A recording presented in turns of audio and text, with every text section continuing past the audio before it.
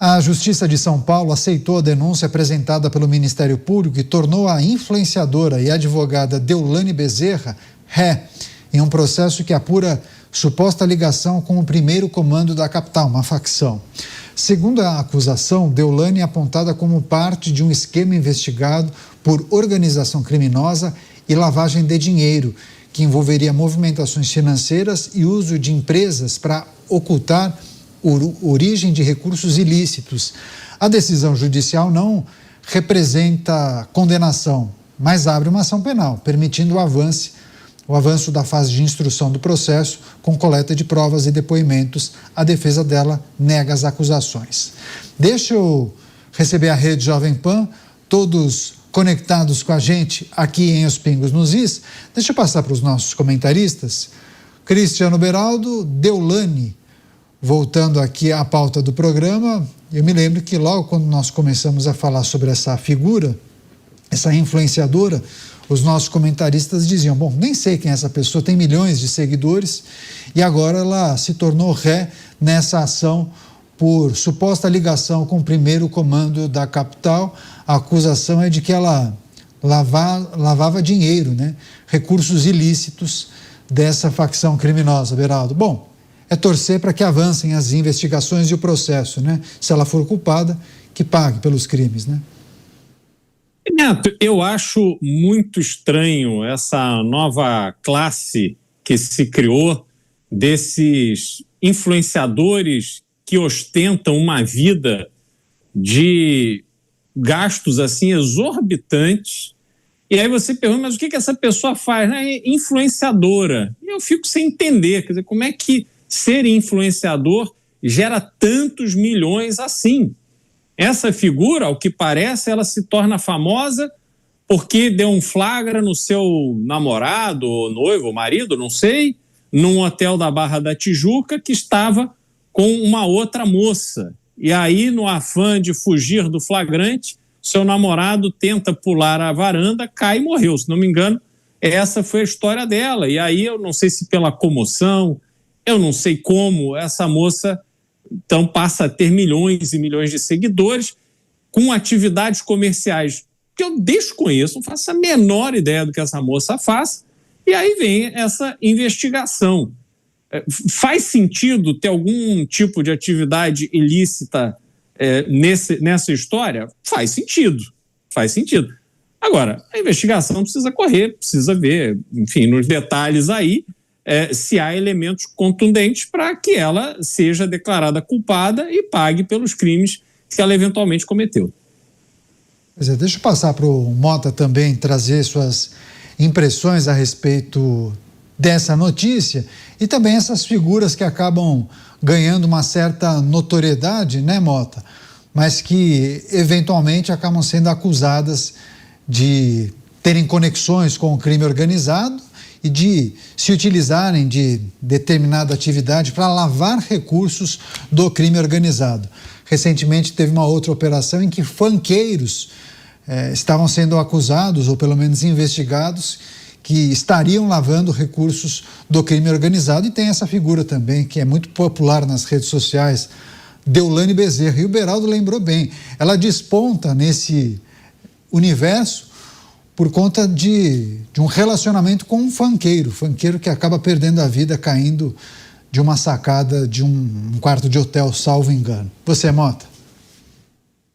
Eu fico um pouco prejudicado para comentar essa notícia, porque eu continuo não fazendo a menor ideia de quem é essa senhora. E eu confesso que isso me dá uma certa satisfação. Agora, eu não consigo deixar de me impressionar com a quantidade de seguidores que essas pessoas têm e com a quantidade de dinheiro. Não é só a quantidade de dinheiro que eles parecem que têm, mas a forma com a qual eles exibem esse dinheiro. Eu não acompanho essas figuras. Às vezes alguma coisa passa na minha timeline e eu olho, é uma exibição de riqueza. É muito imóvel, é muito carro de luxo, é muito jatinho. Parece que todos esses influenciadores têm um jatinho, né?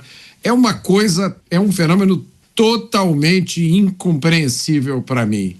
Eu não sei se essa legião de seguidores é uma coisa legítima, se eles realmente têm essa quantidade, mas se tem mesmo, é um sinal muito ruim.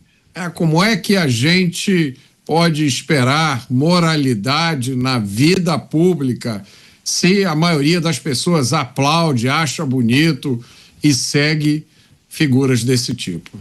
Pois é, olha, é interessante o Mota estar fazendo essa colocação agora na parte final. Eu entrei aqui no Instagram, procurar Deolane, digitei, aparece a conta dela, tá em operação, não deve ter postado mais nada. 21 milhões e meio de seguidores, 21 milhões e meio de seguidores. Olha que loucura. Você, Diego, quais aspectos, informações, apontamentos a gente precisa fazer sobre Deolane influenciadora e as acusações que a Polícia Civil, na verdade, de São Paulo, faz em relação à atividade dela, essa suposta ligação com o crime organizado? Olha, Caniato, eu acho que o principal ponto que nós precisamos jogar luz sobre nesse caso todo, que não envolve só a Deolane, como você lembrou bem, há algum tempo outros influenciadores funkeiros também tiveram reveladas algumas supostas ligações com o crime organizado. É como o crime se torna mais sofisticado numa velocidade muito maior do que os meios de investigação. Antigamente, para você financiar o crime organizado, você precisava ir até uma boca de fumo adquirir droga, adquirir entorpecente. Hoje, quando você está dando like numa publicação, quando você compartilha a publicação de um influenciador, quando você deixa um comentário na publicação de um influenciador, tornando ele mais famoso, você também agora está colaborando com o crime organizado. É a criação de uma nova categoria de influencers, né? Os narco-influencers. A Polícia Federal já até dá nome para isso, chama-se escudo de conformidade. Quando alguém é muito famoso, quando alguém é muito influente nas redes sociais, ninguém suspeita do patrimônio, da fortuna dessa pessoa. Dá um aspecto de normalidade para todo aquele dinheiro que, como nós constatamos muitas vezes nessas investigações, nessas operações, trata-se, na verdade, de grandes lavanderias do crime organizado. A grande questão, eu acho que é, de fato, a que o Mota colocou na mesa. Não é a utilização de influenciadores, de funkeiros, para lavagem de dinheiro do crime. É como nós, brasileiros, enquanto sociedade, alçamos ao posto de influenciadores pessoas que simplesmente não oferecem nada, não agregam nada de conhecimento, não agregam nada, não tem nenhum talento especial, não tem, enfim, nenhum conteúdo digno de aplausos. Nós pegamos essas pessoas, colocamos elas em pedestais, tornamos elas influenciadores. E aí vem os milhões de seguidores e talvez uma parcela de fortuna lícita. O envolvimento dessas pessoas com o crime organizado não diz tanto sobre elas, afinal de contas talvez buscassem meios ilícitos caso não tivessem a fama, mas diz muito sobre os caminhos pelos quais trilha a sociedade brasileira, como nós estamos escolhendo mal as pessoas que nós acompanhamos diuturnamente nas redes sociais. Isso acho que conclama uma reflexão muito maior de para onde estamos indo, né?